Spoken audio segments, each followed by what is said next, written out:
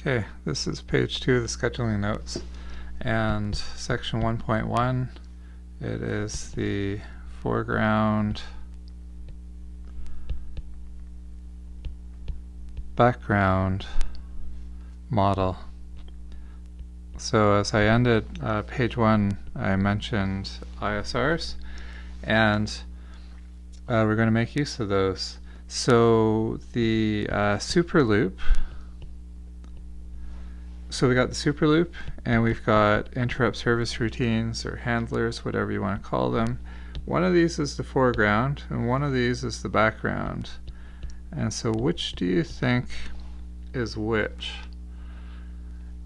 The answer is that the super loop is considered the background, so it's always running, but occasionally it gets preempted by an interrupt request and an ISR runs, and so that kind of runs over top of it, I guess you could say. Not at the same time, it preempts it. So ISRs are considered the foreground. I didn't choose these names, that's just what people call them. And so let's go back to our example. So similar example, except this time we're going to run T1 if the button is pushed. So remember that push button example with the ISR from the IO notes. We're going to incorporate that here. And so here's our main.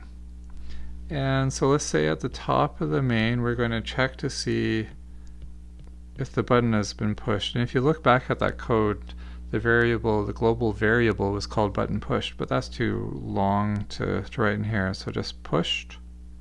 You'll know what I mean, I hope. And so this is a decision diamond here.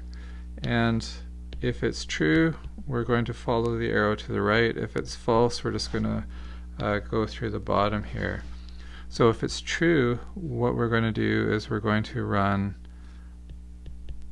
task 1, and then we will rejoin our application flow down here. So in C, you can imagine what that would look like. If pushed equals true, or just if pushed, then execute T1.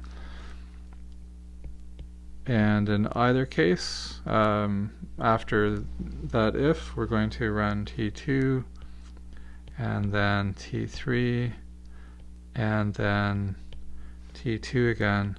So task 2 is still running twice as frequently as task 3, which was true before, but now task 1 only runs if there's been the button push, so if we've had our IO.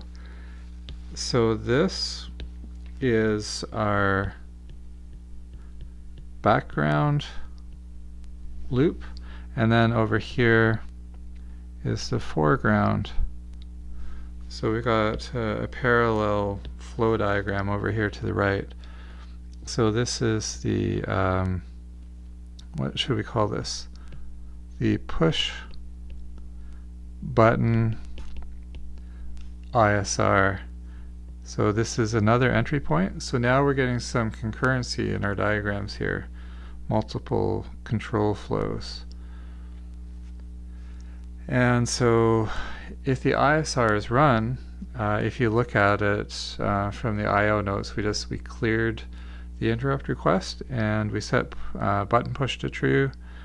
Just to keep this simple, just going to say pushed equals true. That's all that it does. So it kind of records the minimum amount of necessary information, and then it exits as a good ISR should. So we have, again, our entry point at the top and our exit point at the bottom. So ISRs have a short-lived, well, they have a duration. They're entered, they run, they exit, whereas our main loop is an infinite loop and it runs forever.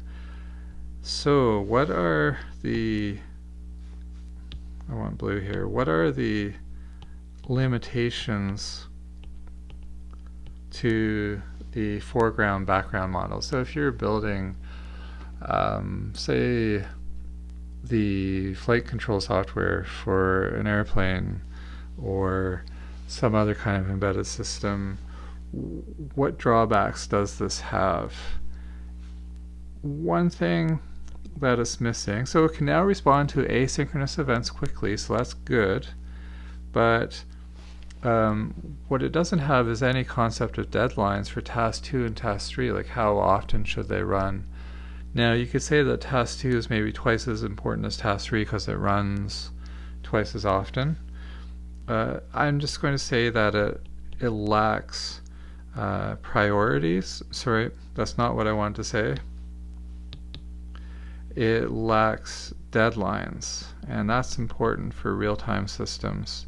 So it lacks deadlines, and next I'm going to show you using a real-time operating system. Now, most real-time operating systems use priorities, and they use priorities to mimic deadlines or to approximate them. And so let's just add a note here that priorities